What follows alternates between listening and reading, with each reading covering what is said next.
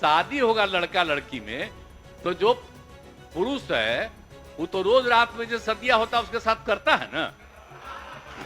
बिहार के मुख्यमंत्री नीतीश कुमार 2 दिनों से अपने इस बयान के चलते सुर्खियों में बने हुए हैं। बीते दिनों नीतीश कुमार ने सदन में जनसंख्या नियंत्रण पर बोलने के दौरान शारीरिक संबंधों को इतना एक्सप्लेन कर दिया कि बवाल मच गया। फिर नीतीश कुमार गुरुवार को पूर्व मुख्यमंत्री जीतन राम मांझी पर इतना भड़क गए कि भाषाई मर्यादा को ही लांघ दिया। नौबत बीच बचाव तक आ गई और बिहार के उप मुख्यमंत्री तेजस्वी यादव को खड़ा होना पड़ा। क्या है पूरा मामला, आइए जानते हैं इस रिपोर्ट में। नमस्कार, मैं हूं कीर्ति और आप देख रहे हैं न्यूज तक। बिहार विधानसभा में 9 नवंबर को जातिगत सर्वे और आरक्षण का दायरा बढ़ाने पर चर्चा हुई। इस दौरान सीएम नीतीश कुमार और पूर्व सीएम जीतन राम मांझी के बीच तीखी बहस देखने को मिली।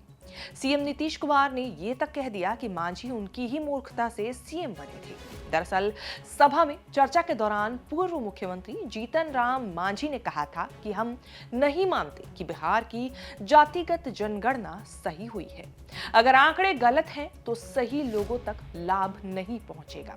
इस पर नीतीश कुमार अचानक भड़क गए और जीतन राम मांझी के लिए कुछ ऐसा बोले कि बवाल हो गया। क्या कहा नीतीश कुमार ने, खुद सुन लीजिए। ये तो मेरी गलती है कि इस आदमी को हमने बना दिया था मुख्यमंत्री। नहीं, ठीक है, ये कोई सेंस नहीं है इसको,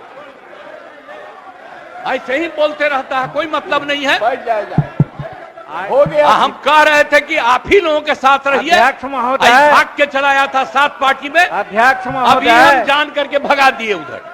अध्यक्ष क्या उधर रहिए, इसीलिए हम कहेंगे बात हो गई है और सब समर्थन कर रहे हैं। प्रभारी मंत्री सुन लीजिए, बता रहे ये हैं, बहुत गलत बात सारे बोल रहे लोग हैं। समर्थन कर रहे हैं। और कोई सेंस है ये जो प्रचारित करता है। सुनो ना, बैठो ना यार, बैठो ना। अरे आप लोगों को जब छोड़ दिए थे, बैठिए, भूलिए मत बात बोल रहे हैं अरे महोदय, भूलिए मत। अरे 13 में जब आप लोगों को छोड़ दिए थे, अब अकेले थे तो हम, अरे चुनो रे यार, कुछ जानते हो, बैठो। हम इसको बना दिए। इसके बाद जितना मेरी पार्टी का लोग था सब हमको 2 ही महीना में कहने लगा कि गड़बड़ है, इसको हटाइए। और अंत में हमको बाध्य किया तो फिर हम बन गए थे। कहता रहता है कि ये भी मुख्यमंत्री थे। अरे क्या मुख्यमंत्री था। ये सब तब हुआ जब बिहार विधानसभा में आरक्षण विधेयक पर चर्चा चल रही थी। उसी विधेयक पर जीतन राम मांझी अपनी बात रख रहे थे। इस मामले पर मांझी का बयान भी आया है। उन्होंने कहा कि नीतीश कुमार, अगर आपको लगता है कि आपने मुझे मुख्यमंत्री बनाया है तो ये आपकी भूल है। हमको लगता है कहीं न कहीं उनकी दिमाग में कोई कमजोरियां है, इसके चलते वो ऐसा बोल रहे हैं। और हम उनके बारे में कहना चाहते हैं, वो बार बार तुम ताम की बात करते हैं।